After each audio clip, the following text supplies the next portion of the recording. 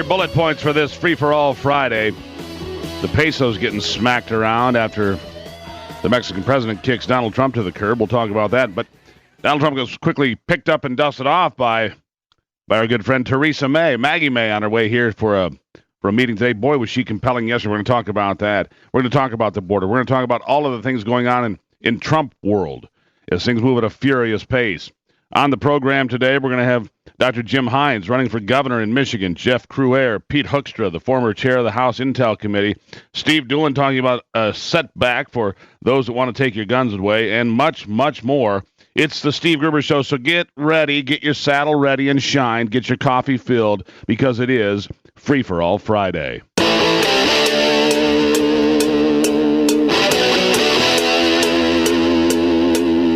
This is Common Sense Radio. Straightforward and no excuses. All right. Come on now. This is the Steve Gruber Show. Call me crazy. Oh, yeah. What I said was perfectly right and spot on accurate. Boy's got a mouth like a cannon, always shooting it all. Stop. Yeah, stop. I mean, you're way off script. Got it in me. Gonna quit until it all comes out. Hey, boy. Been a long education. Yeah, it's not cynical. It's common sense. Pay attention to me when I'm talking to you. I'm gonna rock the nation. Rock the nation. Genuine, accountable, and raw. Here is Steve Gruber. All right, Free-for-All Friday. You know what that means. It means you get your phone out, you dust it off, you push this number in. 888-900-9966, 888-900-9966. You become part of the conversation. It's pretty much that simple. And the conversation today focused on foreign affairs.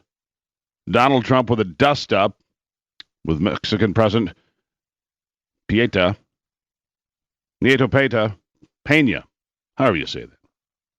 But Theresa May is his new best friend. His new best friend here, on her way to meet with the president. She stopped in Philadelphia. Enrique Peña Nieto, that's it. I've got it right. Thank you. Thank you for handing me that. So the fight is with Nieto, the president of Mexico, but the embrace comes from the Prime Minister of the UK, Theresa May, talking about Donald Trump. I want you to hear part of what she had to say. It was the first time in a long time.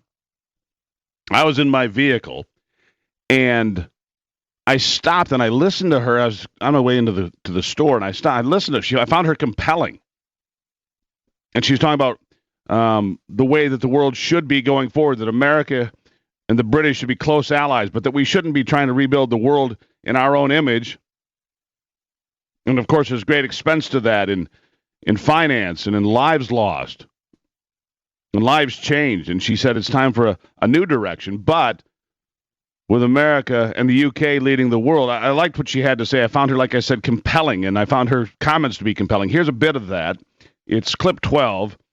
Theresa May, the UK Prime Minister, talking about the relationship with Donald Trump and the United States going forward. Go. President Trump's victory, achieved in defiance of all the pundits and the polls, and rooted not in the corridors of Washington, but in the hopes and aspirations of working men and women across this land. Your party's victory in both the Congress and the Senate, where you swept all before you, secured with great effort and achieved with an important message of national renewal. The days of Britain and America intervening in sovereign countries in an attempt to remake the world in our own image are over. But nor can we afford to stand idly by when the threat is real and when it is in our own interests to intervene. We must be strong, smart, and hard-headed, and we must demonstrate the resolve necessary to stand up for our interests. There's Theresa May, and I found her compelling. It's the first time that I've stopped and probably really listened to the British Prime Minister since Margaret Thatcher was in office. She's going to hold a face-to-face discussion with Donald Trump in the Oval Office later today. The pair will spend about an hour together in the first visit of a foreign leader to the White House since Mr. Trump was sworn in a week ago today. Now, the meeting came after Mrs. May told Republicans in the United Kingdom and the U.S. that they could not return to failed military interventions to remake the world in our own image. Clearly, she's talking about our intervention into Iraq and elsewhere. But the British Defense Secretary said this morning that did not mean the UK would unilaterally shy away from intervening in military operations overseas. Now, the key points on the table today with Theresa May and Donald Trump include talking trade. Now, as you know, because of Brexit, the UK is leaving the EU, so they're kind of out there on their own. Nobody's quite sure how it's all going to play out, but they're kind of out there on their own. And so they need to find common ground on trade and lay the groundwork for a new trade deal after Britain leaves the EU. That's scheduled to happen in March of 2019. Of course, Article 50 could hamper that some. We'll see how that plays out, but the EU leaving in March of 2019. On defense, Prime Minister May will be looking to ensure that Donald Trump remains fully committed to the NATO military alliance, which most consider very vital, and to keep Russia in check in Eastern Europe. Both leaders expected to urge other NATO countries to increase their defense spending at about 2% of gross national product. And on Russia, speaking of that, a concern to both the U.S. and, of course, to Britain as well, Theresa May and Donald Trump will discuss the West's concerns about that nation. Vladimir Putin and Donald Trump will speak directly for the first time since the U.S. President's inauguration in a telephone call coming tomorrow. So Vladimir Putin and Donald Trump, the president, to talk tomorrow for the first time directly. So, after all of this conversation, all of the, everything you've heard, they're actually going to have a conversation directly, and we'll see how that goes for all concerned, I suppose. So that's what's happening with Theresa May. She's on her way to the White House today, the first foreign leader to address the annual Republican gathering, by the way, as well. And here's something she said. When it comes to Russia, as so often it is, wise to turn to the example of President Reagan, who during negotiations with his opposite number, Mikhail Gorbachev, used to abide by the adage, trust but verify. With President Putin, my advice is to engage but beware. Engage but beware, she said, which is fair, I believe. We should not jeopardize the freedoms that President Reagan and Mrs. Thatcher brought to Eastern Europe by accepting President Putin's claim that it is now in his sphere of influence. The U.S. president said that American foreign policy will be laid out in much greater detail after this meeting with Prime Minister Theresa May. So we'll keep an eye on that. Now, coming up after the break, we're also going to take a close look at this whole fallout with the Mexican president. Nieto said Thursday he's called off his trip to Washington after emphasizing that his nation would not finance the wall that Donald Trump has initiated by signing executive orders. Hours later, Trump's press secretary Sean Spicer said the border barrier would be funded by a 20% import tax on goods from Mexico. Spicer did not provide details on how the policy would work, but of course that's raising a lot of eyebrows. Later, he appeared to backtrack, telling reporters that the tax was one idea to pay for the wall. His intent was not to roll out a new policy. He said it could be part of a broader import tax on Mexico to pay for this wall that Donald Trump promised during his campaign. It's 14 after. What do you think about all this? 888-900-9966. We'll be right back.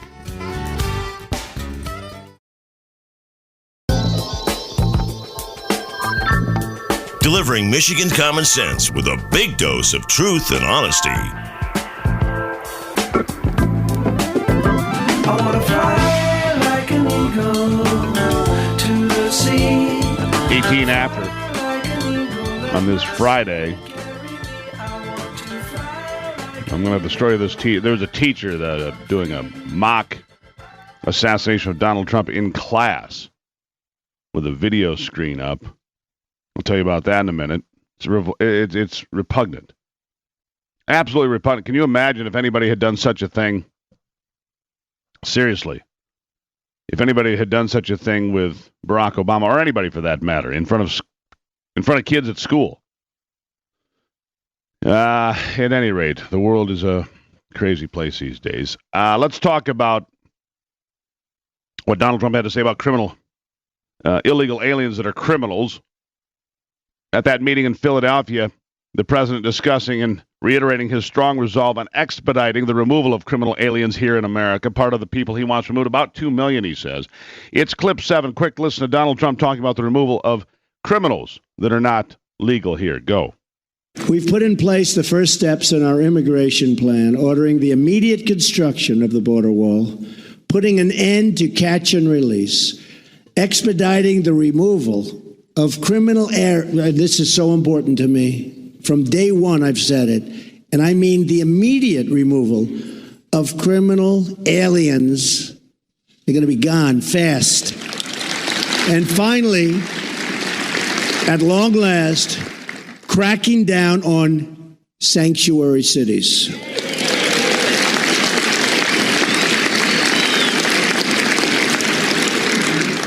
It's time to restore the civil rights of Americans to protect their jobs, their hopes, and their dreams for a much better future.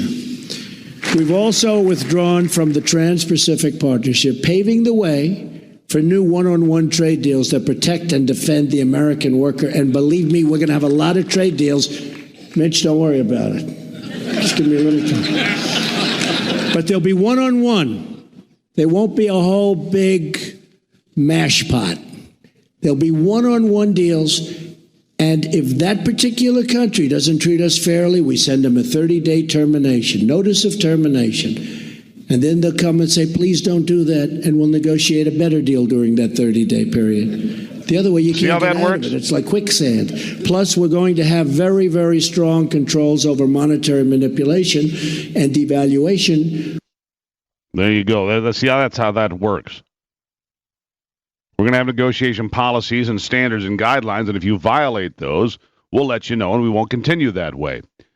The hotline open, 888-900-9966. Mike checking in, Wham listener in Ann Arbor. Mike, welcome to it. Morning, Steve. Yesterday I heard that the cost of the American government was between $30 to $50 billion for the illegal immigrants from Mexico. Mr. El Jefe Peña down in Mexico, we need to send that cost back to him, and let's see how his talk is so big and virile against our president. This is a cost that we bear for schooling these kids, police protection, medical care, food, and housing. This is a cost that I, as a taxpayer, you as a taxpayer, are paying for Mr. Peña's people that are coming over here. And another way that we can cut this garbage out is force the Mexicans. They're awash with oil. Let's send 6 super tankers down there. Tell them, fill them up. We sell them on the world market, and there's the money for the wall. There you go, Mike. Thanks for checking in. Mike's been giving this some thought, as you should as well. 888-900-9966. Steve standing by in Lansing today, listening to WJIM in Lansing. Steve, welcome to the program. And I've said it before, and I'll say it again. Thank you for the privilege of coming on. Thank you. My question is, what gives these governors and or mayors the right to override state and or federal law when it comes to the sanctuary city stuff and not throwing the bums in jail? What kind of a mindset allows a known criminal who has murdered and raped to let them go free? Because that's what well, this for is example, if I may, in Chicago, for example, where Rahm Emanuel is the mayor, he's not held accountable.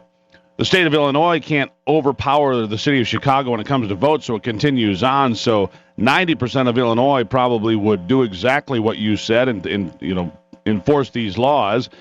Rahm Emanuel doesn't have to. He's going to get elected anyway. See, so he's in power anyway.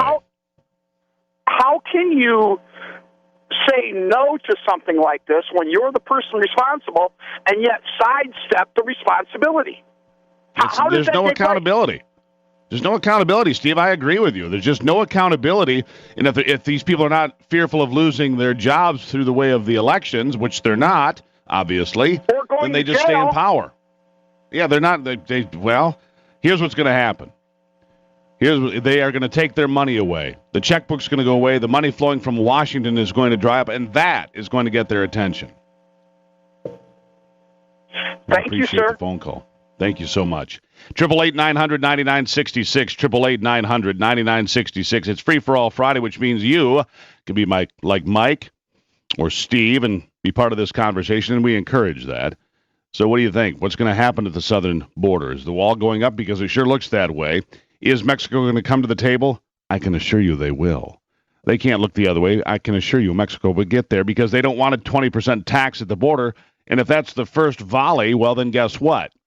They're going to have to come back and find themselves a better deal because they can't live with that deal. Because a 20% border tariff, tax, whatever you'd like to call it, would be crushing to Mexican industry, you see. And, of course, America's their biggest trading partner, so they need to figure something out. So President Nieto is going to have to come back to the table. You see what Donald Trump's done here? He's put him in a corner. Well, you can do this, or we'll give you a 20% tax. You choose. And now that Donald Trump, see, it's a negotiation. Even if the guy doesn't show up, it's a negotiation. And the negotiation doesn't stop because Nieto didn't come to the meeting. In fact, Nieto not coming to the meeting might put the U.S. in a stronger position to say, here's what we're going to do and here's what we want. And what Nieto ought to be doing is trying to figure out through back channels how he can make this a win for his country, or at least appear that way, and a win for the U.S., so that everybody comes out on top. It's 25 after on a Free-for-All Friday.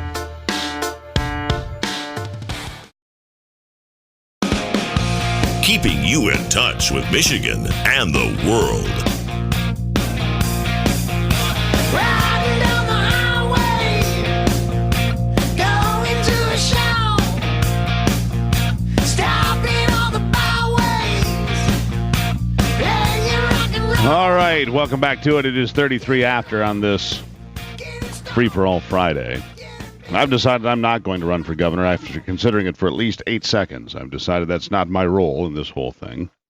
My next guest, however, is running for governor. Dr. Jim Hines, a Republican candidate in Michigan. He'll be doing a 7-city tour across the state, including stops in Lansing and several other places.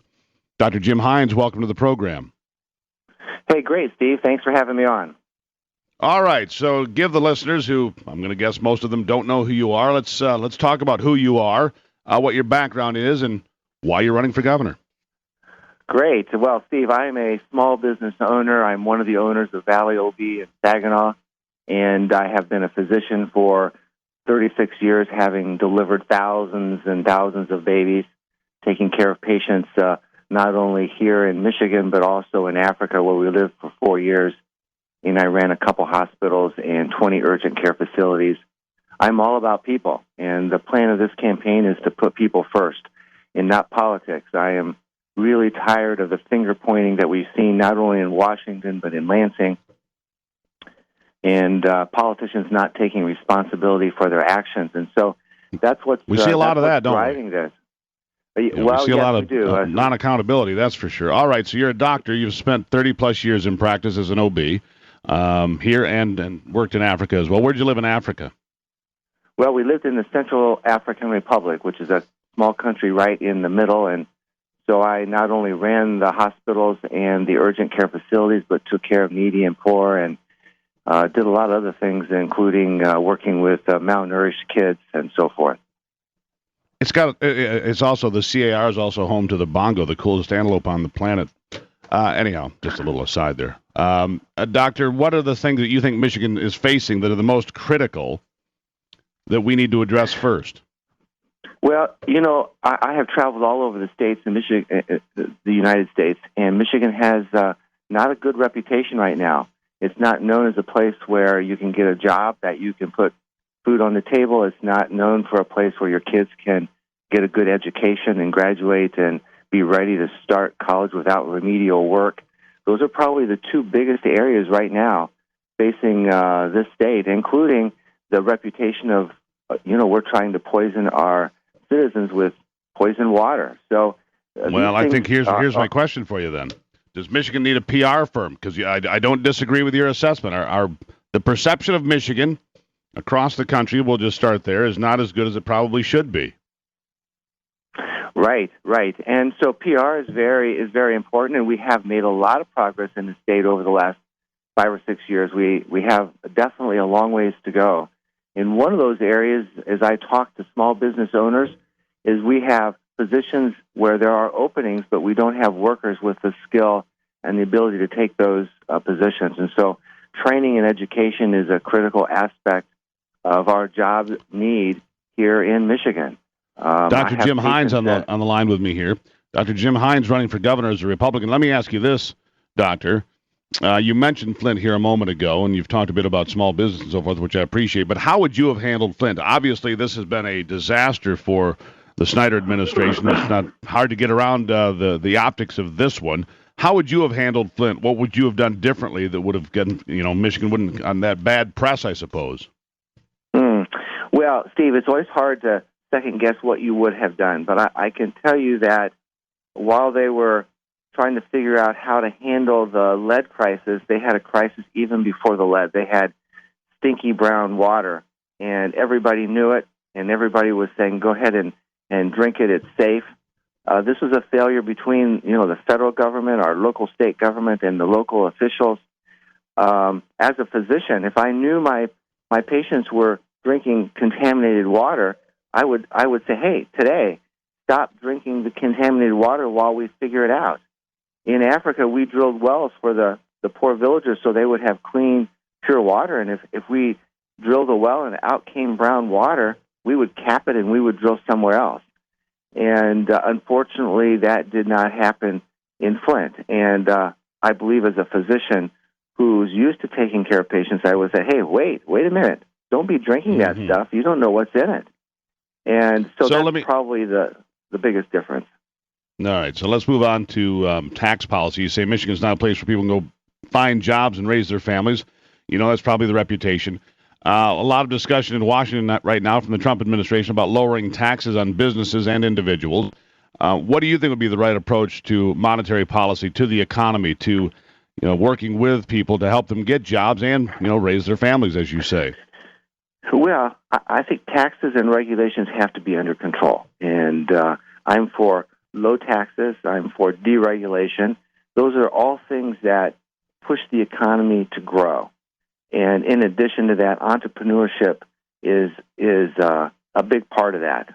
So many of our businesses started in garages and in basements, and they were encouraged along, and now they're much bigger businesses, and they're hiring people, and they're building on our tax base. So rather than raising taxes, I think wherever we can, we need to lower taxes.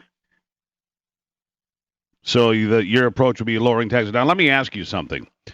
Coming in behind Rick Snyder is going to be difficult, I believe, for any Republican because of the perception, the image that you pointed out. Michigan doesn't have a good reputation right now, not in the state, not beyond the state borders and elsewhere. What do you do to overcome that negative perception and maybe part of that perception that's sitting on the Republicans here in the state because of what's gone on over the last couple of years? I think because I'm a complete political outsider, that is a strength. I haven't been involved in the Flint water crisis. I haven't been involved in the finger-pointing and the grandstanding that we're hearing about. I'm coming from an outside perspective with lots and lots of business experience and leadership experience, and I think that is a strength. And I think both Democrat and Republicans are finger-pointing, and they're going to have a difficulty winning the people of Michigan over and convincing them that they can lead any better when they have been involved in all that's going on in Lansing. It's also going to take a heck of a lot of money to get it done. Are you prepared to spend the money, and do you have a way to raise the money needed to become governor? Because it takes a lot of money to campaign. Yes, it appears it takes millions of dollars, and I'm prepared to do that. Along with that, we are traveling the state over the next few days. We're trying to get awareness of who this outsider is. This is Jim Hines from Saginaw. And so, yes, and I'm a runner, so we're in counties running races. We have meet and greets and all kinds of stuff. So we are raising funds from local individuals, and frankly, there's a lot of people where a donation of $20 or $30, that's a lot of money. So I anticipate putting a lot of my own money into this campaign, and that's what we're going to do. All right, so Dr. Jim Hines here running for governor as a Republican. Real quickly before I let you go, is there a website, a Facebook page, someplace people can go to find out more if they're interested? Absolutely. It's www.hines4michigan.com. That's the number 4. So HINES 4michigan.com. And I'm on Facebook and We have blogs, and you can check me out on the web. Dr. Jim Hines, thank you for the conversation. Best wishes in your race for governor. We'll talk to you again soon. Great. Nice to talk to you, Steve. Bye-bye. There you have it, Dr. Jim Hines, everybody. HinesForMichigan.com. You can check it out yourself. Back in a moment on Free for All Friday.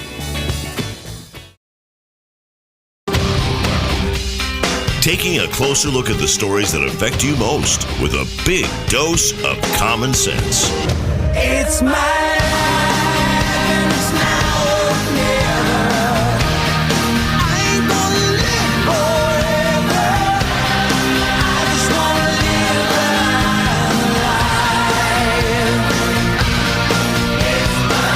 life. You know, why does he have to be so far left? Why can't John, be a conservative so I can, more fully embrace him? Why does he have to be over there for the left, I bet it's true of so many people that I enjoy their music or their work as actors and actresses, and they just, whoosh, there they go, off the deep end. Whoosh, kaboom. How'd you like the sound effects, huh? At no additional charge, you get those. All right. Let's see. Let's see here. Our next guest is Jeff Crouere, a columnist, author of a timely new book, America's Last Chance. Former Trump delegate from Louisiana, state co-chair of the L.A. Trump campaign, because all eyes are on Donald Trump right now, because why wouldn't they be? Okay, we got a little technical issue there. Okay. But all eyes are on Donald Trump, and why wouldn't they be? This breakneck pace, the dust-ups with Mexico, the comments about, the size of the crowd and the distractions, plus all the things that are getting done, because it's the pen and the phone have struck back. There is no question. The pen and the phone have struck back, and that means that, Barack Obama's legacy, if you will, is being eviscerated. Because when you build it with a pen and a phone, it's not much to take it back down. Now, is it? It's not much to take it right back down, but the Democrats are they're preparing to fight back, and here's how they're going to do it. Scorched earth. Because for the past 2 months, Democratic leaders have been discussing ways to approach this presidency, and have largely landed on a conclusion: fight him at every turn in a not now, not ever opposition. Politico reporting that it conducted interviews with 24 Democrats in office currently who were willing to discuss the internal debate. It apparently did not take very long for these politicians to determine that a working relationship with Donald Trump isn't possible, and they won't even try. Though Washington Governor Jay Inslee told the magazine there would be a grace period, but it was midnight the night of the inauguration until 8 o'clock the next morning when the administration sent out people to lie, he said, about numerous significant things. He continued, "It's worse than I could have imagined the first few days. It's horrible," he says, the governor of Washington, who himself won in a controversial election. Senator Kirsten Gillibrand of New York, credited so far with voting the most against Trump, so I guess that's how they keep score. If you vote against him the most, you're the greatest obstructionist of all time, so therefore you're the best. Yeah, she's voted for him voted no on 3 of the cabinet picks so far, maybe more by now. Dozens of House Democrats boycotted Trump's inauguration, highlighted by Representative John Lewis, a Democrat from Georgia, of course, who questions the legitimacy of the Trump election. Congressman Don Bayer of Virginia said he will not be part of, quote, normalizing or legitimizing a man whose election may be the result of malicious foreign intervention. These and other conspiracies are yours at no additional charge. Yes, he says it's the Russian leaders who promptly elected Donald Trump. Did they come and vote? Did the Russian leaders come and vote? I don't think so. Is Jeff there? Is that what you said? Hey, Jeff, how are you? Good morning, Steve.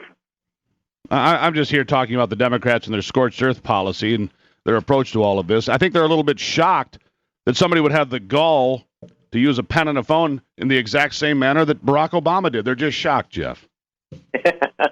Pens work both ways, Steve. Yes. I don't know if he's slashing right to the bone. I don't know if he's worried about the phone, but he loves that pen. He sure does. So what do you make of it so far? Awesome. Fantastic. And brilliant. I mean, I think he's been off to the races, and it's been an action-packed week. And I think he had a good start with the inaugural address. I had the pleasure of being there and really enjoyed it and really was inspired by it. And then he's been really following through on his promises. And this is a politician that seems to really care about what he said during the campaign, which is refreshing because, I was there in 1988 when George H.W. Bush said, "Read my lips, no new taxes," and we all know what happened to that. Maybe this is what people are so shocked about, the Democrats and the Republicans alike. Of course, talking about Kirsten Gillibrand and other Democrats say they will never work with Donald Trump. Maybe they're shocked because here's a politician who's actually doing exactly what he said he was going to do, and in a very timely fashion. Well, that's the thing. I mean, none of this should be any kind of a shock to the Democrats, but because he campaigned on it. So they should, I would think, if they care about their party, they would say, hey, well, let's work with him in the areas where we can. And even Bernie Sanders said he'd work with him on trade. The labor unions want to work with him. And I think the infrastructure project could be something the Democrats would get behind. But as you say, you pointed out right when it came on, they've got this scorched earth policy where they're not going to do anything to help him. And they're going to try to, in fact, at that David Brock retreat that they held during the inauguration, some of these wackos were talking about how they can bring about his impeachment. Yeah, 1 day into office. Yeah, 1 day into office, and these geniuses are talking about impeachment. For what exactly? They have no clue. I was in D.C. for the inauguration as well. And, I was at the Women's March, and a lot of them were reciting that same nonsense that they wanted impeachment. That's what they were telling. Right, but they didn't know for what. I was at the march as well. I was stuck in the middle of that whole mess on Saturday. They didn't know what they were marching for or against. It was just kind of like, we need to be here, and I've got this cute hat, and so I'm here. Was it not truly bizarre, Jeff? Most of them had no idea what they were marching for or against.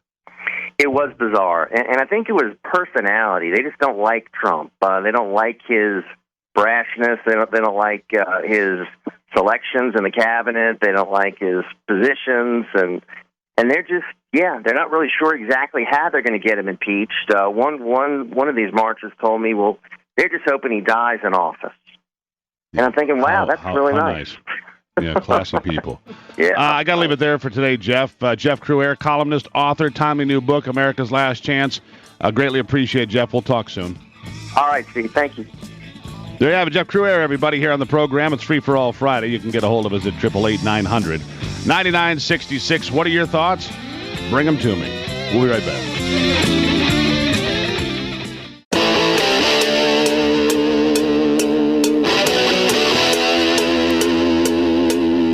This is Common Sense Radio. Straightforward and no excuses. All right. Come on now. This is the Steve Gruber Show.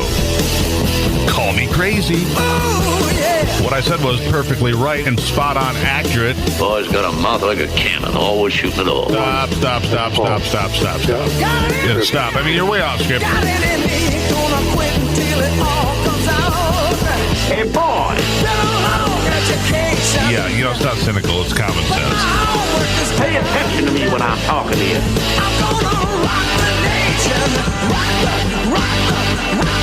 the nation. Genuine, accountable, and raw. Here is Steve Gruber. All right, friends. Glad to have you on board with me today. I hope you're on board. Don't fight this. It's a movement. We're going to get there together, friends. The hotline number here for this Free for All Friday, 888-900-9966, 888-900-9966. Snow falling in some reaches of Michigan today and warmer in other places, as you probably well know. Been a warm January for sure. This Free for All Friday, let's see, who do we have? We have Tom checking in from Grand Rapids today, listening to WJRW over there. Tom, welcome to the program. Thank you, Steve. Good morning. Hey, couple quick things. Voter fraud. Many are saying there's no evidence. Well, didn't Jill Stein's recount uncover some inconsistencies in Detroit? And that's being polite. I'd wager an investigation would uncover the same in all of the USA major cities run by the Democrat mayors, like Baltimore, Chicago, L.A., name them. I got you. I'm following what you're saying. Second point, law-breaking mayors of sanctuary cities should be prosecuted by the feds, as Obama sued the state of Arizona for opposite reasons, for too strict of immigration laws.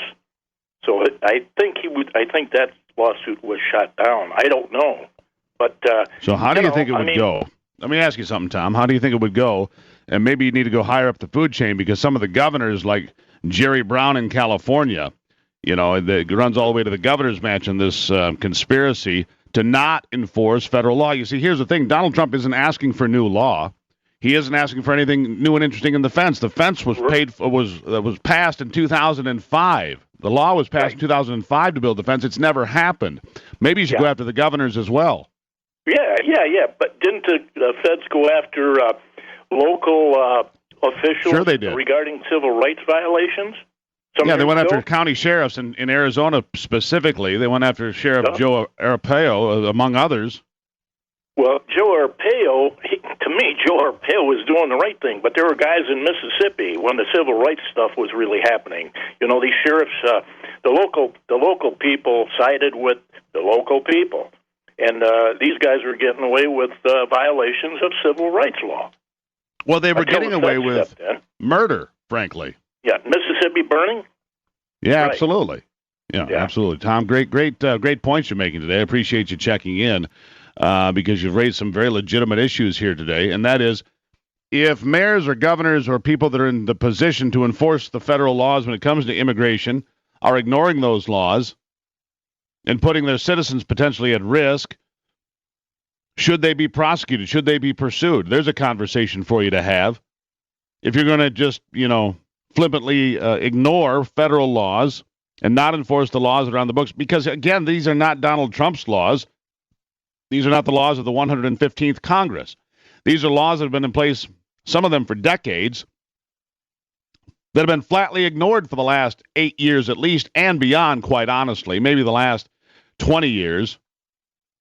You say what you will, the law to build the wall was passed in 2005, early in the second term of George W. Bush, and it never happened. So you can't lay that right at the feet. You can't lay that just at the feet of Barack Obama. He's the most recent person who ignored that, but he wasn't the only president that ignored that.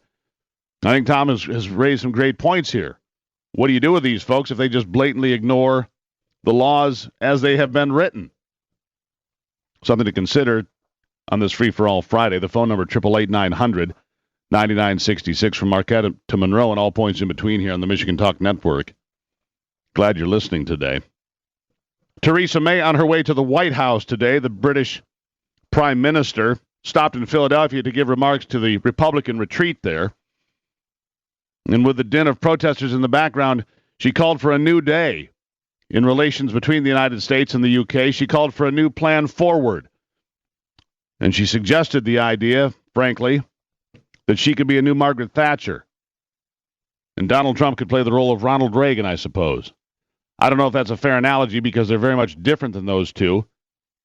But the idea of the U.S. and the UK working closely together going forward to lead the world sounded fairly compelling. In fact, I want you to hear just a bit of it. It's clip 12. Theresa May, the UK Prime Minister, clip 12. Go. President Trump's victory, achieved in defiance of all the pundits and the polls, and rooted not in the corridors of Washington, but in the hopes and aspirations of working men and women across this land. Your party's victory in both the Congress and the Senate, where you swept all before you, secured with great effort, and achieved with an important message of national renewal. The days of Britain and America intervening in sovereign countries in an attempt to remake the world in our own image are over. But nor can we afford to stand idly by when the threat is real and when it is in our own interests to intervene. We must be strong, smart, and hard-headed, and we must demonstrate the resolve necessary to stand up for our interests. To stand up for our interests, we need to be hard-headed and have resolve to stand up for our interests. Now, does that make Theresa May a nativist? Well, apparently. Does it make her bigoted and xenophobic? I think not. She's looking out for the best interests of the UK. And in the aftermath, if you will, of the Brexit vote, in the election to select Donald Trump as the 45th president. She's looking for that new path forward and where it's going to lead. And I look forward to hearing what she has to discuss with President Trump later today. She's going to spend about an hour with him. She's going to spend about an hour there. And so I look forward to what they have to say coming out of that meeting. I'm going to guess it's going to be a very productive meeting, because she said we should engage, but beware when it comes to things like, and specifically Vladimir Putin. Engage, but beware. And that's pretty good advice. It's much like trust, but verify, that Ronald Reagan said. And she cited Ronald Reagan and Margaret Thatcher in her address to the Republicans in Philadelphia. In fact, it was the most compelling speech I've heard in quite some time, to be honest with you, from any politician. I thought it was well delivered, well written, and well thought out. And maybe a decent roadmap for the future of the relationship between the United States and the UK. Maggie May, how do you like that? We'll just call her Maggie May. The Iron Lady, of course, Margaret Thatcher. And I thought it was repugnant when Margaret Thatcher died here just a few years ago, and Barack Obama's administration sent no one to the funeral. Talk about a slap across the face. Those days, however, I'm happy to report, are gone. If you'd like to find out more, go to stevegruber.com. Find us on Facebook, The Steve Gruber Show. Follow me on Twitter, @Steve Gruber Show. That's all there for you. As many resources as we can possibly muster to make your learning and listening experience the most it can be. It's Free for All Friday, and this is The Steve Gruber Show.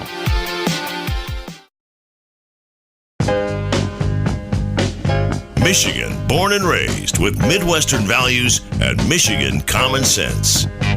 Sometimes I'm right, and I can be wrong. All right, welcome back to it on this Free for All Friday. Glad to have you on board.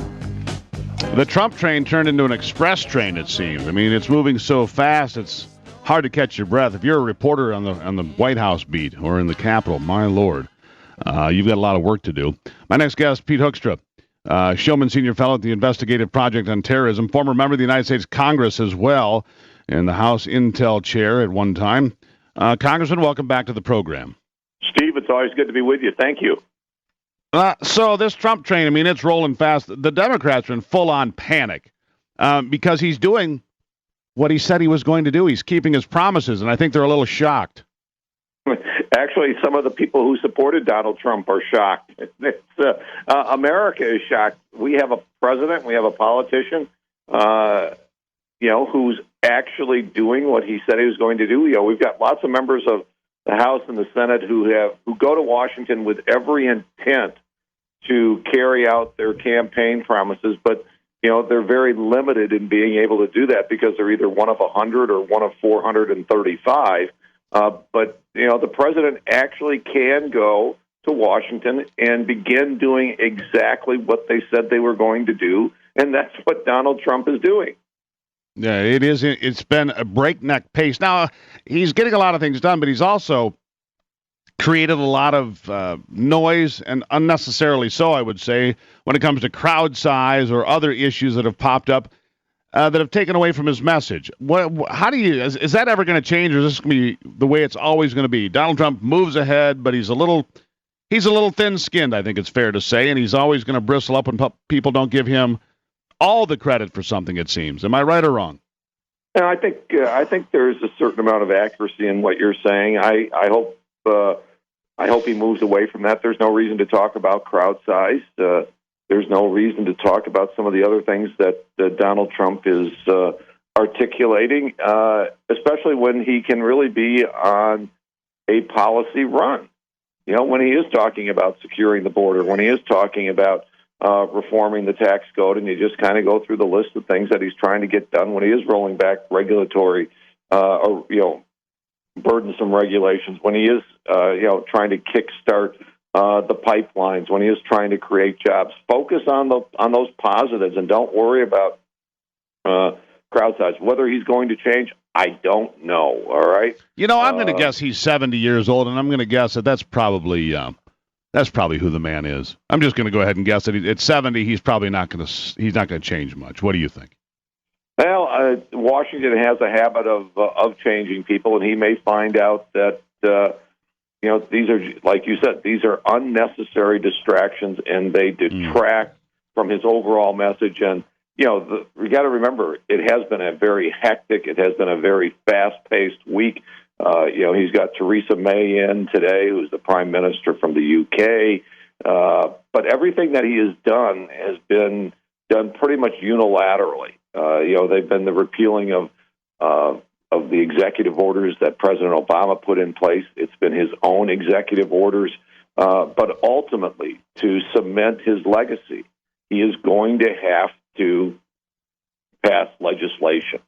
No question. So, otherwise, he'll be in the same boat that Barack Obama is, which is your entire presidency is overturned in a week's time or two. I mean, honestly, he's got to go through the 435 members of Congress. He does, in order to get done his real work. And I think he knows that, but I think it's going to be tough for Donald Trump to adjust to the idea that he has 435 people on the board of directors, and maybe they agree with him, and maybe they don't. Yeah, and like I was talking to someone else earlier this week, and my belief is something is going to break in Washington. Okay, there's a rubber band. There's a tremendous amount of tension in Washington right now because of the pace that Donald Trump is working at.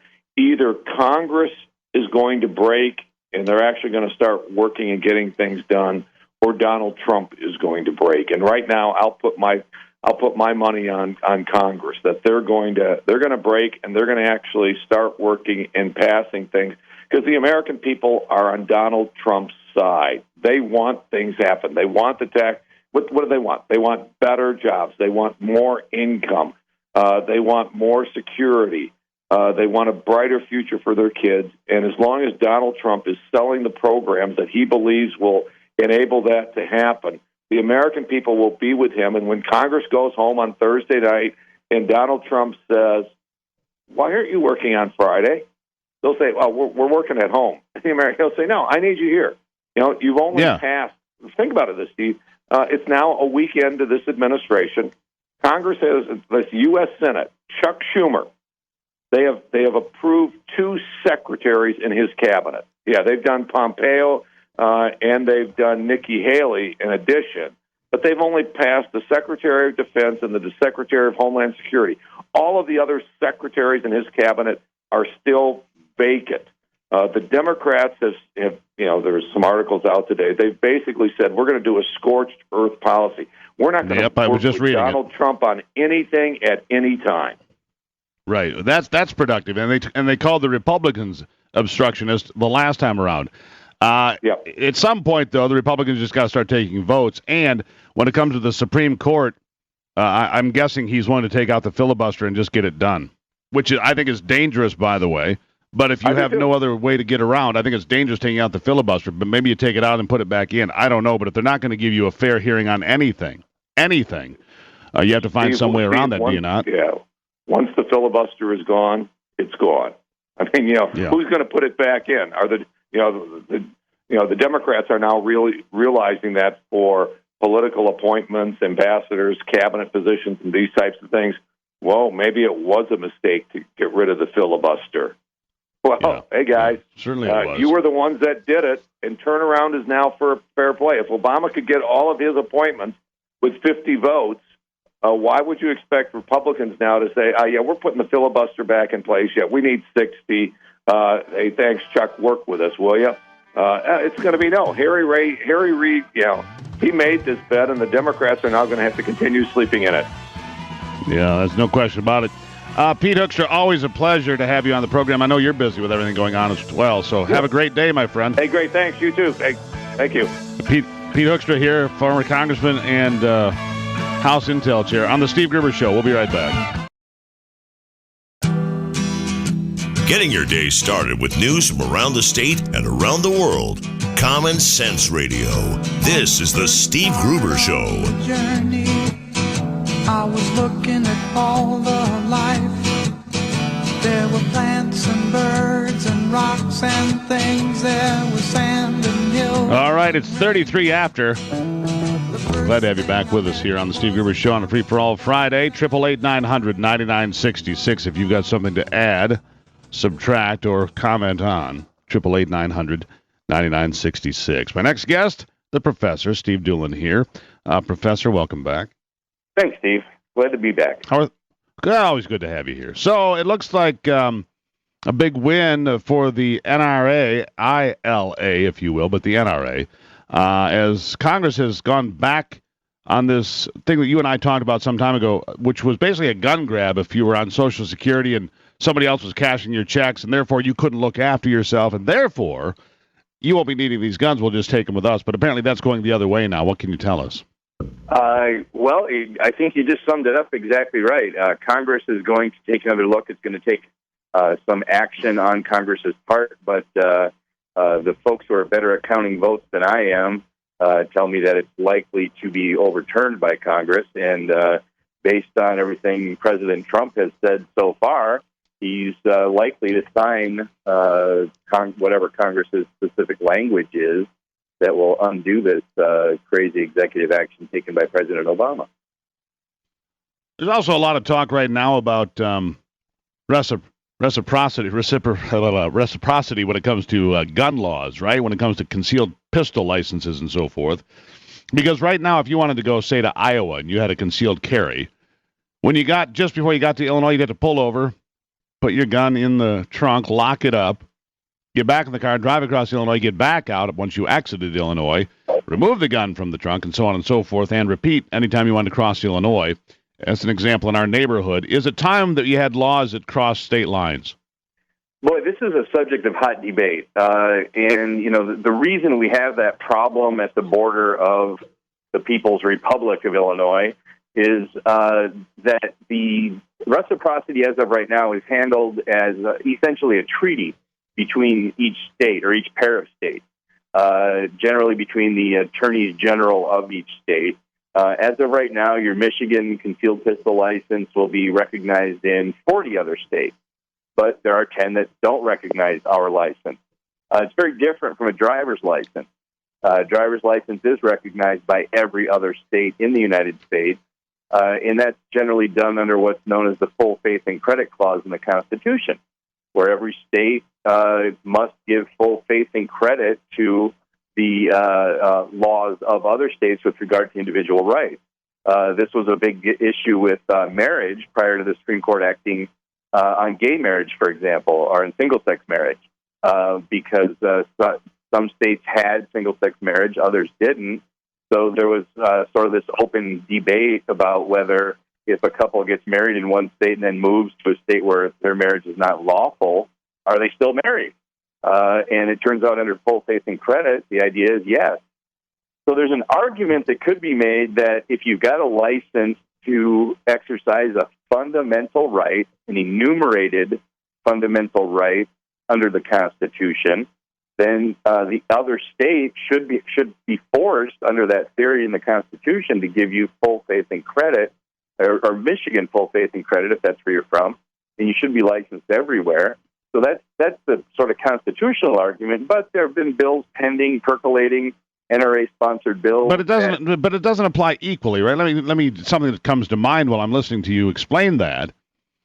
I mean, if you're an attorney in Michigan, doesn't mean you can practice in Ohio unless you go to Ohio and get permission to practice there, right? Right on the attorneys, like you teach at the law school, right? Well, yeah, fair question. The difference there would be the difference between a right, like the right to travel that's in the Constitution that applies to driver's licenses, versus a privilege, which is a privilege to practice law.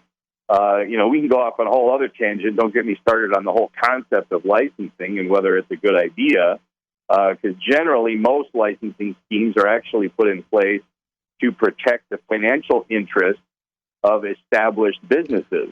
I think that sounds like a great conversation, but I want to jack you up with 2 espressos first, I think. Fair enough. Because I can hear the hair on the back of your neck bristling from here. Oh yeah, absolutely. The truth is that there's this upward trend in licensing. In other words, more and more occupations are requiring licenses over the past generation or so. Oh, I get it. Back in 1960, it took about 5% of the workforce had to have some sort of a license to go to work in the morning. That's closer to 50% now. I mean, that's just ridiculous. And you call it a money grabbing. I think you used the term scheme.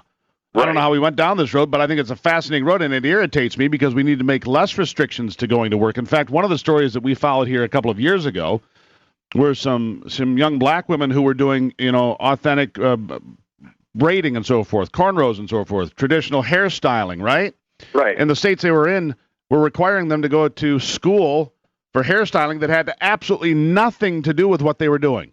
Nothing at all. And it would cost them, a couple of $1,000s to go to get a license that taught them absolutely nothing about what they were already doing. And these women wanted to go to work. They're not asking for a handout. They're making good money. Leave them alone. Let them work. I agree completely. I'm part of the great libertarian plot to take over the government and then leave everyone alone. So I get take over the government and then turn it off? Yeah. Right, exactly. Yeah. We're here to take over the government. Thanks, we've got this. Turn the lights off. We're all leaving. Perfect. I like that, Steve. Oh, thanks. I'm a big fan of that. I agree that we should have a lot less regulation, let people go to work. Why do you need to have a license to lay tile but not put in carpet? I think that's how it is in Michigan. It's just one example of just odd laws that protected somebody's money somewhere, right? Right, yeah. In some cases, you've got folks who are becoming florists in some jurisdictions. It takes more time and money to get the license to be a florist than it does to be an EMT riding on an ambulance or a fire truck. Yeah, and don't you think that somebody can figure out whether they like the bouquet that this guy made better than the one that this lady made over here, and therefore their money, won't the market dictate if they're a good florist or not? I mean, you need a license to cut flowers? Please. Well, my argument actually is that especially in the day of technology where we have sites like Yelp and every other site basically allows for the sharing of information. We've got others out there that are just literally about sharing information about professionals or quasi-professionals. Right. Then we're getting closer to, many, many years ago when I was in a college economics class, the professor said, well, if we had perfect information, we'd have a perfect market. We're getting pretty darn close. Well, yeah, because you can look at those sites, Yelp's one that you mentioned, or Emily's List, or whatever else, all those other things that are out there, right? You can find out, and you can pay for the service, you can get free information, but the market will dictate. You don't need some government regulation to say, hey, you got to pay me $100, and you got to renew your license, and you need continuing education. Why? Cutting a flower next year is going to be any different than cutting a flower this year? I need continuing education on how to sharpen scissors? What? Well, that's exactly right. And in fact, we don't have required continuing education in Michigan as attorneys. What we do have is a duty to be competent, and that means, in my case, having to relearn stuff I originally learned 25 years ago because the law changed. So I've got this affirmative duty to make sure I'm up to speed as I represent each client, but we don't have a duty for continuing education. And it turns out that in those states that do require continuing education, in many cases, that continuing education is offered at a ski resort in Colorado in December or in Hawaii. How convenient. Yeah, I got to leave it there, Professor. See, that's a good conversation. We start talking about guns and we should just start shooting our mouths off. See how that works? It works. Professor Dulan, always a pleasure.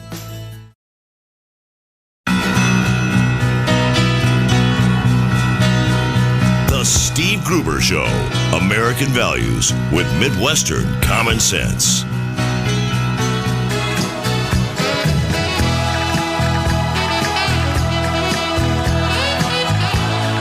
You probably heard a fair amount of conversation now about the reduction of regulation and barriers to work like we were just talking about with Professor Dulan there. I'd like to extend that conversation with my next guest, Doug Sachtleben.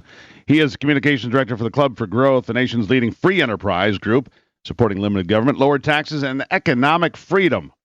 Thank God. I want to play the Star Spangled Banner. Doug, welcome back. Hey, Steve. Thanks for having me on again.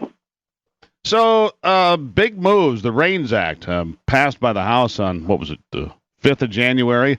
But Donald Trump, the new president, calling for a cut in regulations by as much as 75%, maybe more, he says. How does that strike you? Maybe there's a little bit of Trumpism to it in the sense of setting the number high and settling for somewhere in between, but that would be fine. I mean, if we could get to 40%, 50%, we've seen just a regulatory blizzard over the Obama years, particularly in this last year and even the closing months, the so-called midnight regulations from Election Day. I mean, they were just pumping out regulations at a cost of literally hundreds of billions to the economy. And so if some of this can now be halted. The Trump administration already put in a memo that said stop the finalization of any of these new rules that the Obama administration's put up. And then you've got Congress with the chance to use Congressional Review Act to go back and start to pick off some of the more recent ones. Got a chance to get something done here that'll really help business. Well, and we were just talking about this a bit this morning, lowering the barrier for people entering the workforce. Too many regulations out there, too many rules, too many licensing obligations and so forth for things that don't need to be licensed, in my estimation. We want to get people into the workforce. We don't want to put up barriers to prevent them from getting there. And, I mean, that's my take on it. And I think that we need to get as many people involved in moving the economy forward as we possibly can. Yeah, that's a great point, Stephen. It really starts at the local level. I mean, we see, towns, town councils, county councils, up to state lawmakers who put these sort of layers of compliance on. And generally, the closer the governing body is to what they're governing, then you get a little bit more transparency and more accountability. People are closer to it, and so they can speak up and complain more. What happens when you get the federal bureaucrats in Washington is now you've got compliance requirements that come from folks who are not elected, who really have no involvement in your community, and who said this is the one-size-fits-all deal. We saw one of the rules that came out from the Ag Department is the organic livestock and poultry practices, which is really sort of a gift to the animal sort of protection wing of things. It took a 1990 law on organic food production and built a whole set of rules that they estimate now will be about 132,000 hours of paperwork every year for that industry. Somewhere there's small and mid-sized businesses. Well, I used to have a few chickens in the yard. Something we did, and the kids enjoyed it. It was kind of fun. And somewhere along the line during the Obama administration, I saw that they were going to make everybody register every domestic animal they had and every animal that would possibly be in production, i.e. my chickens. Now, what do my 4 or 5 chickens in the yard have anything to do with anybody else? They don't bother anybody. They lay a couple eggs here and there if I'm lucky, and that's about it. And the kids think it's kind of cool to throw scraps to them. But the government needs to come in and regulate me? I don't think so. Yeah, I agree. And the folks who tend to look for organic food, who are buying organic food and making that a real staple in their diet, tend to be people who are looking for transparency. They want to see a healthy, wholesome sort of organization. And the industry itself has worked really hard to be transparent. We're in a social media age where how you care for these animals is going to end up on YouTube or some kind of social media. Plus states exactly. And won't the market regulate itself in many of these practices? We were talking here a moment ago about florists needing a license here in Michigan. I'm really? You need to tell me who can cut a flower or make the best bouquet? I'm sure the market will dictate. If Sally's flower shop here does a better job than Bob's flower shop over here, Sally's going to get the business. Bob's going out of business. Problem solved. Yeah. We live in an age now where these folks in Washington have kind of targeted anything they can that they find unregulated. We saw the Obama administration with about $12 billion in regulatory costs just over this last period, a little over a month before the end of the Obama administration. And it really is a lot of that from the Ag Department and the EPA. It really is just looking to try to find things that they can get themselves involved in that serve no ultimate benefit other than to build up a regulatory state here in D.C. Well, and they've done well. It's a money grab. I mean, the bottom line is it's the government grabbing money out of the wallets of people that are going or trying to go to work every day in many cases. And then you get to the things like the EPA. They want to regulate the mud puddles in my driveway. Come on. I mean, we don't need the government. I mean, I don't want that. I mean, what are we all going to have ankle bracelets on at some point so they can tell how much energy I've used and what my footprint is on the planet, for Lord's sake? Yeah, and you made a good point, and that's one of those where now the Trump administration has the opportunity to pull back on this Waters of the USA has been highly litigated. There's been 30-some states that immediately went to court against it because it went down to ponds and streams and as you said, virtually little mud puddles. And so now you've got a chance with the Trump administration to pull back the litigation and say, we're not going to fight all these states on this. We can let this go. And right now it's still headed for the Supreme Court just to decide jurisdiction of where these cases should be handled. I mean, and this is a lot of money being spent on legislation, on rulemaking, I should say, that was put in by the Obama administration to extend the federal boundaries. Is, it goes all the way back to the EPA, created, by the way, by an executive order by President Nixon back, I believe, in 1973. You see, this is the problem with executive orders is they can spin out of control and create a monster, which is what I think the EPA has become. Now, I don't mind the EPA, and I'm glad that the the Lake Erie's cleaned up and other things. It's been helpful, but it should have been put through Congress so it could have been controlled. Regulations coming from agencies that are completely unregulated that can take your money, can take your property, can take your freedom. That's never gone through Congress the way it was designed, then that's a problem with me. I'll give you the last word, Doug. And that's where you mentioned right at the top of this, the REINS Act. If people would call their senators and say, this bill has sat over on the Senate now, it passed the House last time, it passed again this time, and this would say, at least on these rules of $100 million impact or more, that Congress has to give some kind of approval. They can't stand back and just let it go through. And so REINS Act would be one step in that process to try to bring Congress back into this. Doug, always a good conversation. Thank you, as always. Thanks, Steve. There you have it. Doug Sachtleben. He is the communications director for the Club for Growth and a regular contributor here to the Steve Gruber Show. It's Free for All Friday. We'll be right back.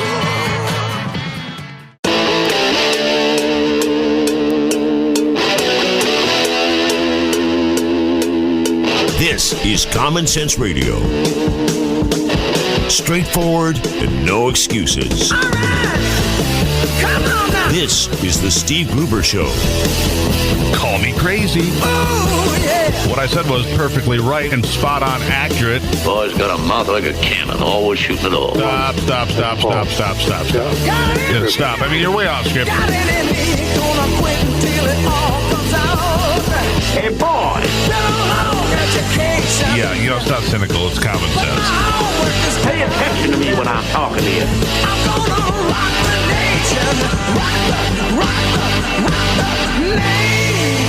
Genuine, accountable, and raw. Here is Steve Gruber. It is 6 after on this Free for All Friday. Glad to have you tuned in. 888-900-9966, the Common Sense hotline for you to share your thoughts with the program. Get on board. Don't be shy. Be somebody. Step right up to the plate. We don't mind. 888-900-9966. A lot of things going on. It's been a huge week. Huge week in politics as the president has gone through a flurry of actions with his pen and cell phone, getting things done in executive orders. It didn't take very long to overturn a series of things put in place by the Obama administration.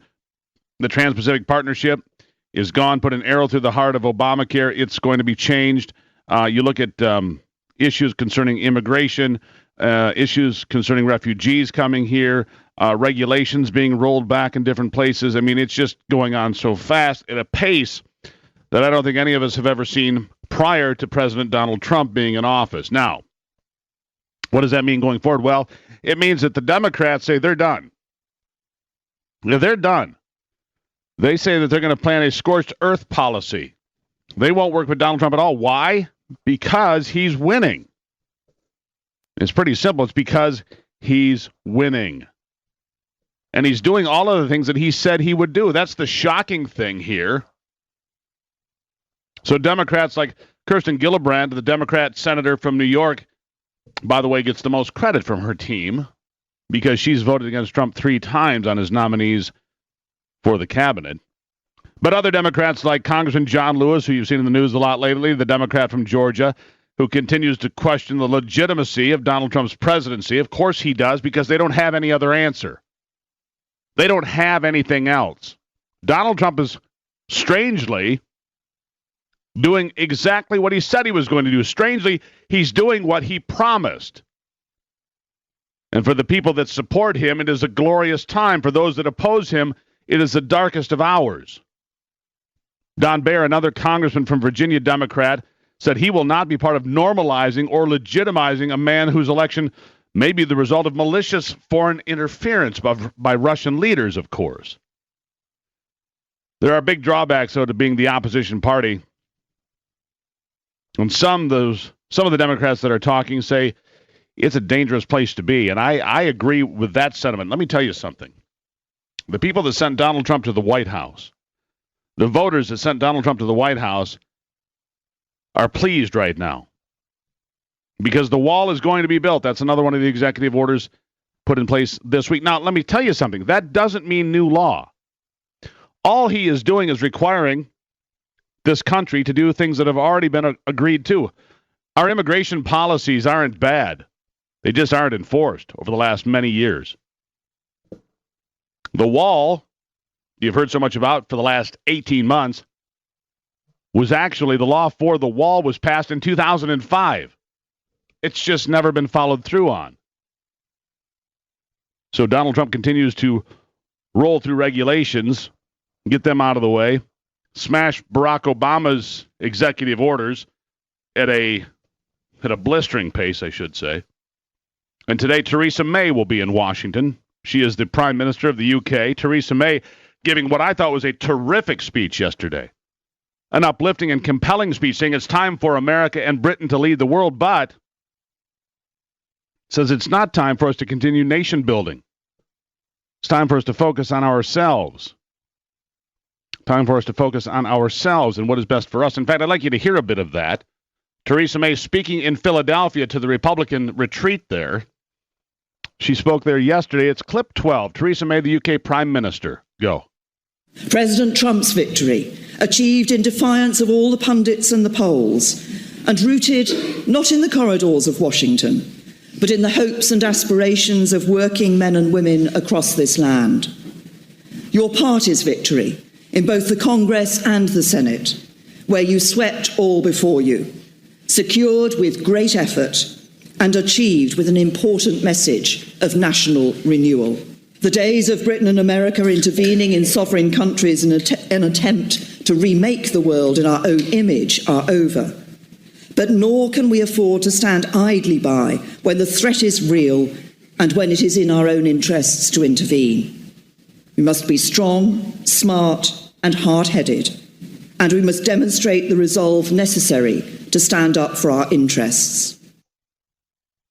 Stand up for our interest.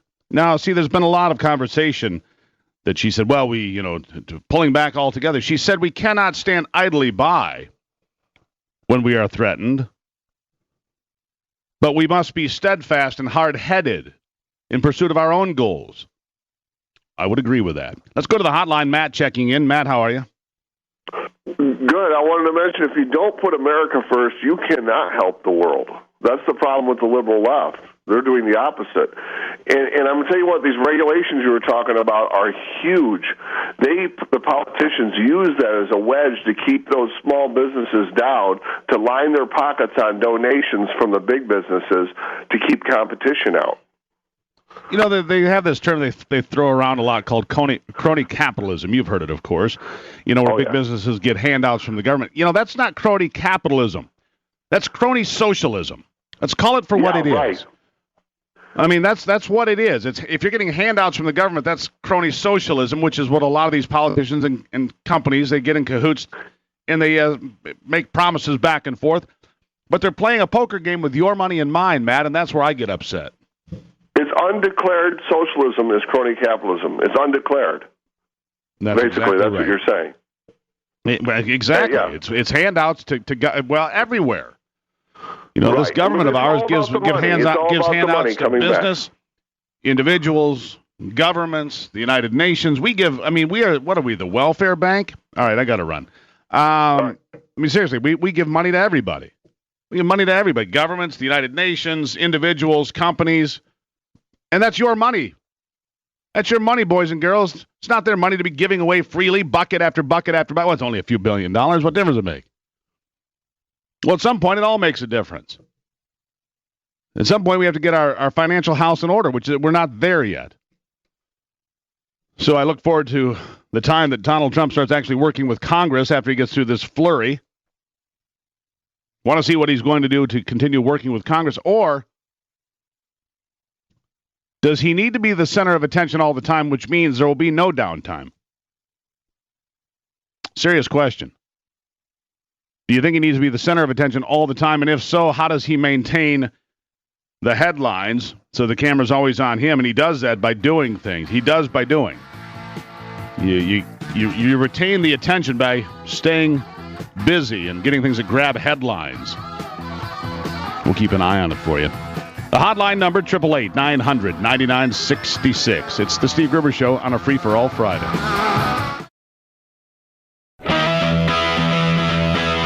Taking a closer look at the stories that affect you most with a big dose of common sense.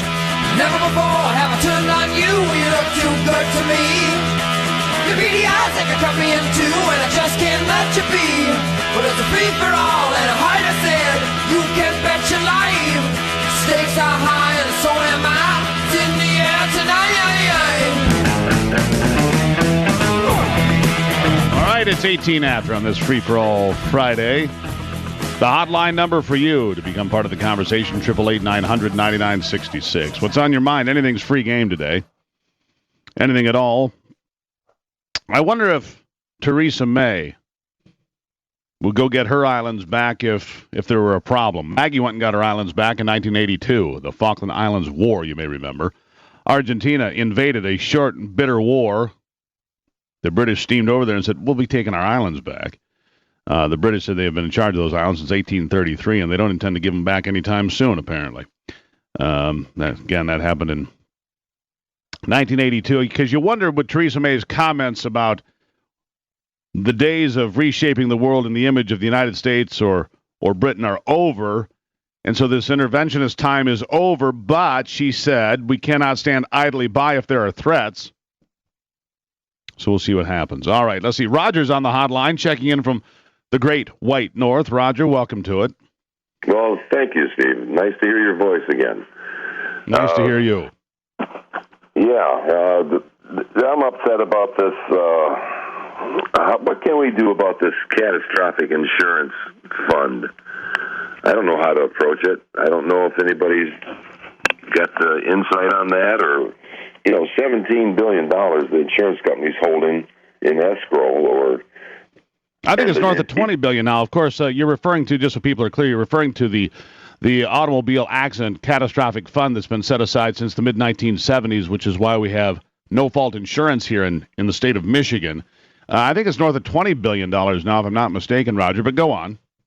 Yes. That they only using $500 million on that a year. They're making all that back is just on the interest of that. I mean, that's a sweet deal for them. And, there's a lot of money there, and is billing us for everybody's vehicle. Why don't they contribute some of that money to repair some highways in the state of Michigan? Well, there you go. I mean, it is our money, right? Here's the thing, though. Money. I think there's like 13,000 Michigan residents that are being taken care of out of that fund. Roughly that many people that have catastrophic injuries that are being covered under that fund. Now, we've been paying into that since the 1970s. Of course, the insurance companies want that whole program to stop and to change, but if that happened, they do get the pot of gold, from what I understand. And it's a conversation that's going on for a long time. Now, they would have to continue taking care of the people and the patients that are on the payroll now, if you will.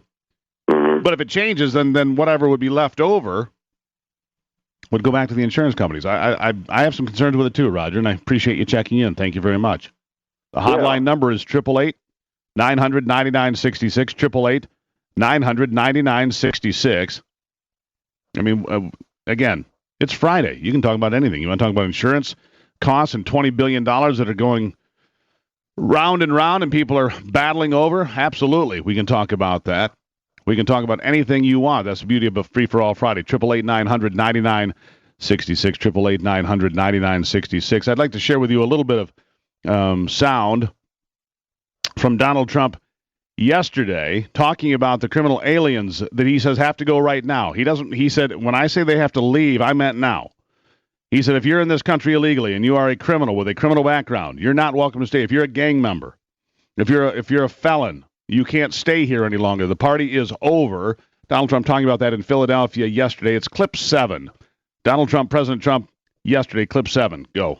We've put in place the first steps in our immigration plan, ordering the immediate construction of the border wall, putting an end to catch and release, expediting the removal of criminal this is so important to me. From day one, I've said it, and I mean the immediate removal of criminal aliens. They're going to be gone fast. And finally, at long last, cracking down on sanctuary cities.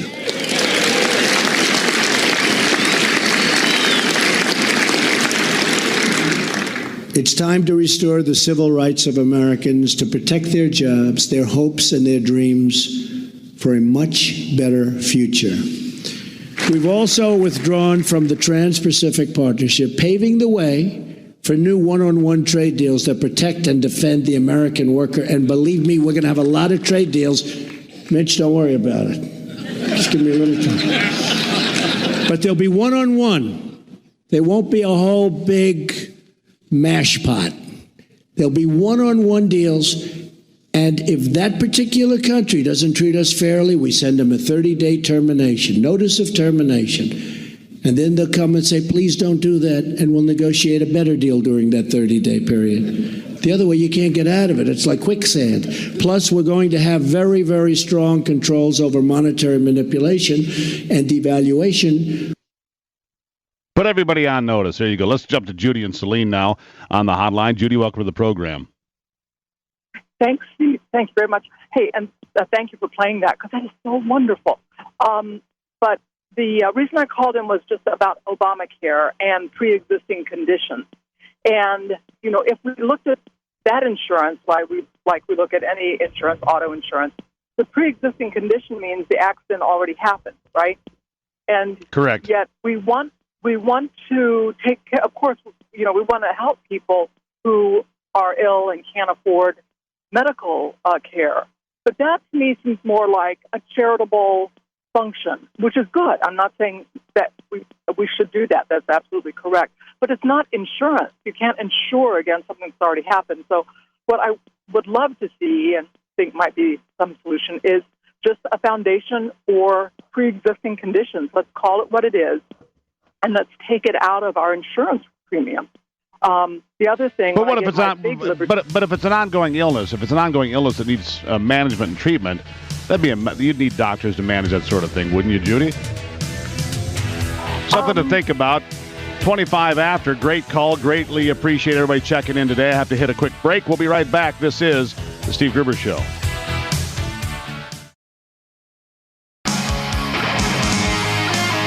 Delivering Michigan common sense with a big dose of truth and honesty.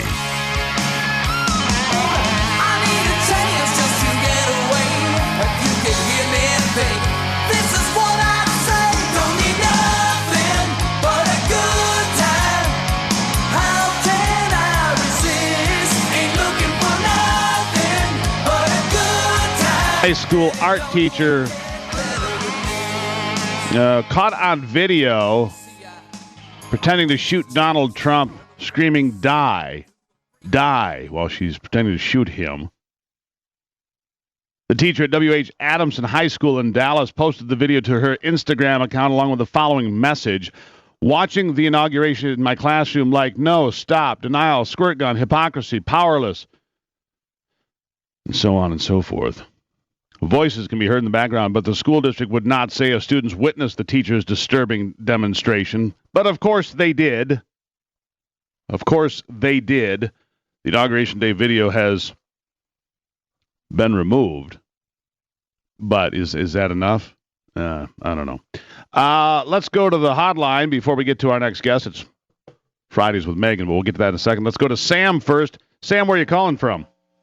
I'm calling from the Meyer parking lot in Stanville, Michigan. All right. How are you? I'm doing fine. How are you? Doing well. What's on your mind? All right. The wall. I have an idea on how to fund the wall. On our income tax return, there should be a checkoff box for citizens to donate a percentage of their federal income tax to help build the wall. Okay, you broke up a little bit. You got to say that again for me. On our federal income tax return forms. Yep. How about a checkoff box to help fund the wall, a certain percentage, maybe 2%, 5%, 10% of our federal income tax to go help fund the wall? Well, maybe. I mean, or you could just have a GoFundMe account. We raise the money right now. See, the Democrats are, of course, saying, well, if Mexico doesn't pay for it, there's something wrong, and he lied. Yeah. I don't really care. I want our border controlled. I think most everybody would like to see a good, sound, infrastructure all along the border. I have a brother in San Diego who is daily almost being harassed by dreamers, breaking windows up and down the alleyway where he lives. Sure, general problems. And that's what Donald Trump was talking about yesterday, to send folks back who are criminals here. Sam, thank you for checking in. Greatly appreciate it. Now, get your shopping done in Meyer there. Larry in Grand Rapids, you're next before we get to our guest. Larry, welcome to it. What's on your mind? Hey, good morning, Steve. Hey, I just got a couple quick questions. Like, as far as fake news, can we do something with their licenses? Because they're spreading lies. They got to be, breaking their license in some way, doing that. And the second is these officials have taken an oath of office to follow laws of this land of the United States, federal laws. And if they break those with the Sanctuary City Acts and crime, can we remove them from office, make an example? Well, you'd wonder if you could go after them, criminally if they don't enforce the laws. As far as the fake news, which there's an old term for it, it's called yellow journalism. I don't personally want to mess with the First Amendment in any fashion. I think people are smart enough to figure out what's real and what's not. I'm a First Amendment guy, and, if people are putting out fake news and you can't figure it out, well, shame on you, I suppose, or maybe they're doing a better job. Thanks for checking in, Larry. Good questions, good comments. Greatly appreciated. It is Free for All Friday. You can check in at 888-900-9966. Our good friend, Megan Barth from ReaganBaby.com, checking in from her lovely home of Nevada, I believe. Megan, welcome to it. Yes, the state that was stolen by the Democrats. But voter fraud doesn't exist. Okay, whatever. But good news. Despite what people may say, I said good news. Donald Trump apparently is now going to spend some time investigating it. Of course, he's being mocked by the left for that. But, they do have something to say there. He did say there was nothing wrong with the election after he said there's something was wrong with the election. Now he's back to saying there is something wrong potentially. So he's been all over the place on this one. Inconsistent, to be fair. But maybe Nevada does need to be looked at.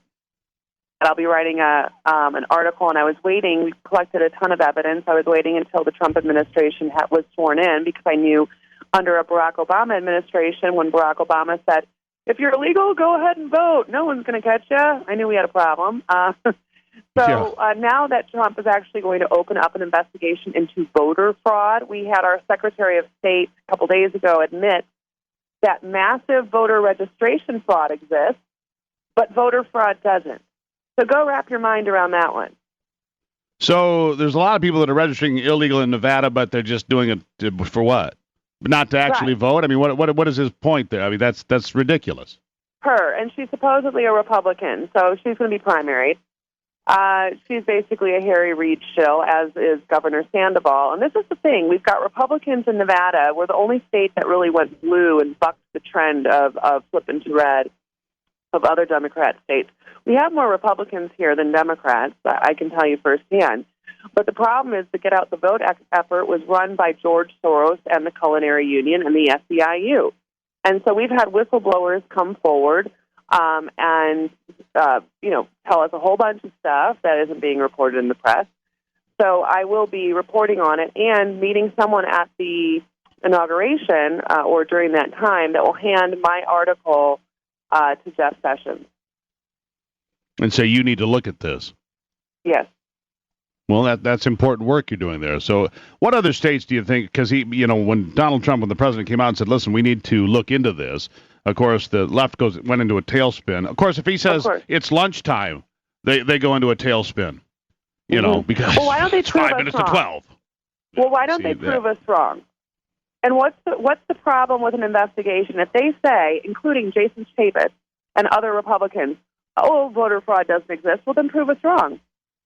The thing about voter fraud the thing is, when Jill Stein did her recounts, in Michigan, they found fraud here in Michigan. They found it in Detroit, and I think you'll find more of it if you look.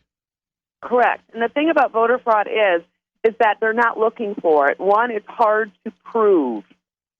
And so if you can prove that there's voter registration fraud, which my SOS, Secretary of State, admits, well, then follow the trail. Look at who's registering. The largest registrants here were a George Soros organization, and they were having illegal who's registering immigrants. And where? Where are they getting the names? That's a great point you make. Go back to the source. You're exactly right. Right. Go back to the source of who has the voter registration drive, and then see which people voted based on those registrations. And by the way, we had an illegal immigrant driving the operation of the Get Out the Vote drive here in Nevada. Her name is Astrid Silva. She was at the DNC National Convention and featured as a keynote speaker. And Hillary Clinton tapped her and plenty of other illegal immigrant operations and organizations and used them in order to get out the vote. That's not legal. That's not legal. And it needs to be looked at. And like I said, here in Michigan, Jill Stein's push, which we knew Michigan wasn't going to get overturned, or Wisconsin or Pennsylvania, but that spotlight did show some evidence of some problems. Now, hold that thought right there, Megan, because we're going to take a quick break here. We're with Megan Barth from ReaganBaby.com on a Friday. She's like the cherry on top of the whole week every week, and it's just good fun. 41 after on a free-for-all Friday. This is the Steve Gruber Show.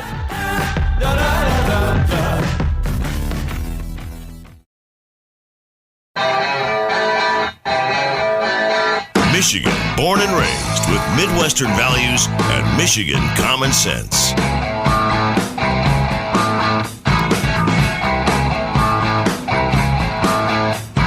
All right, here's a question for you.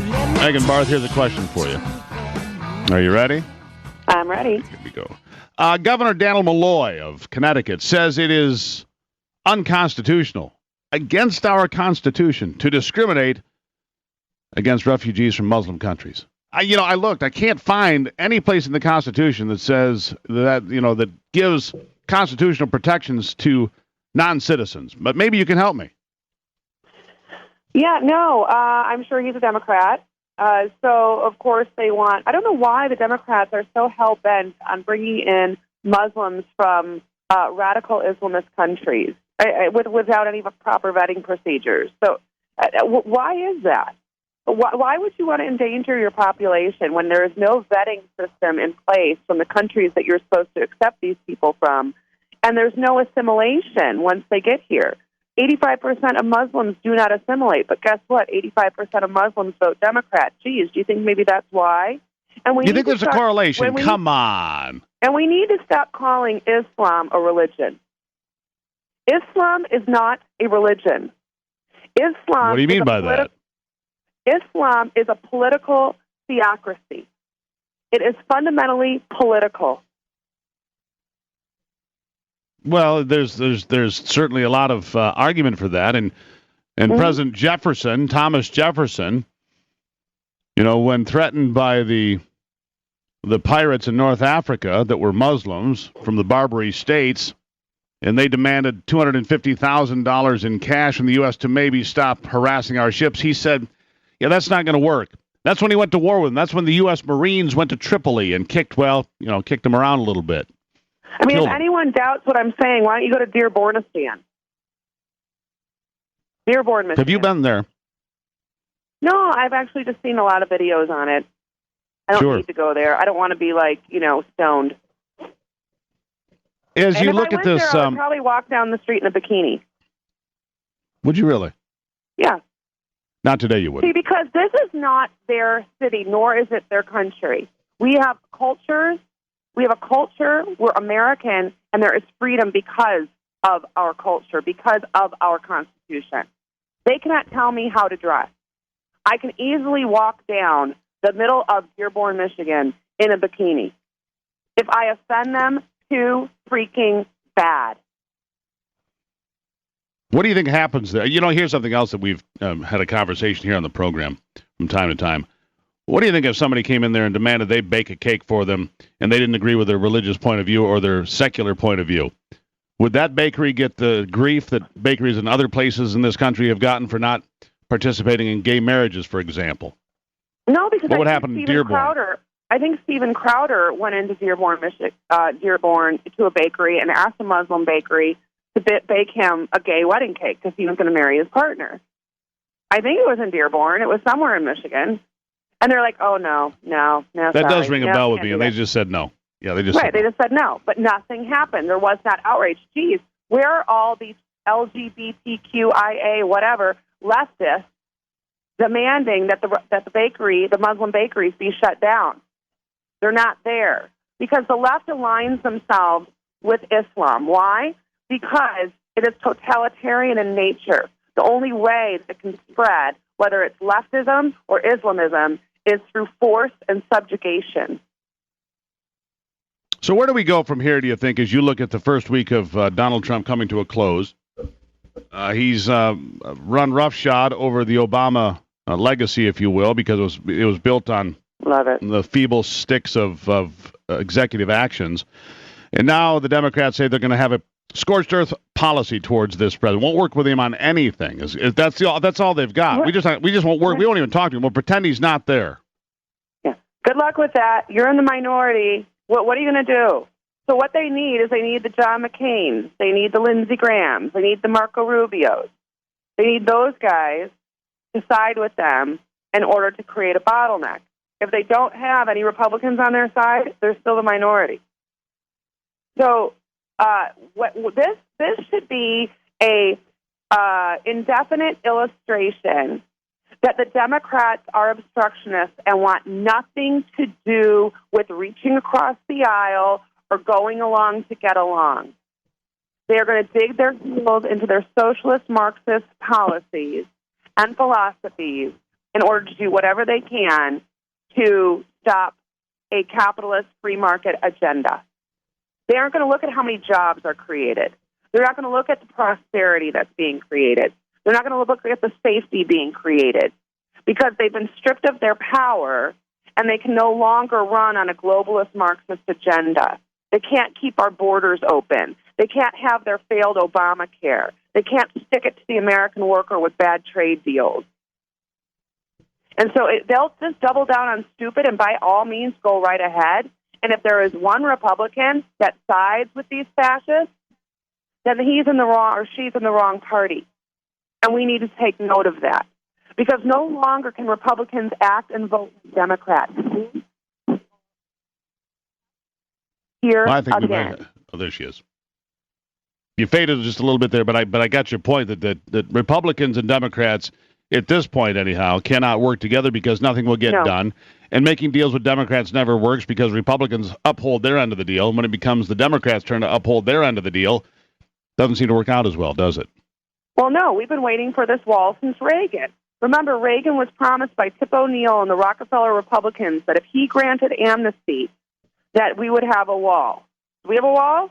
No. But now we're going to have a big, beautiful wall with a big, beautiful door, and I hope it's gold. And I hope there's a huge Trump sign on the top of it. You need more sleep. Megan Barth, always a pleasure. You have a lovely weekend. I will. Thank you. See you later.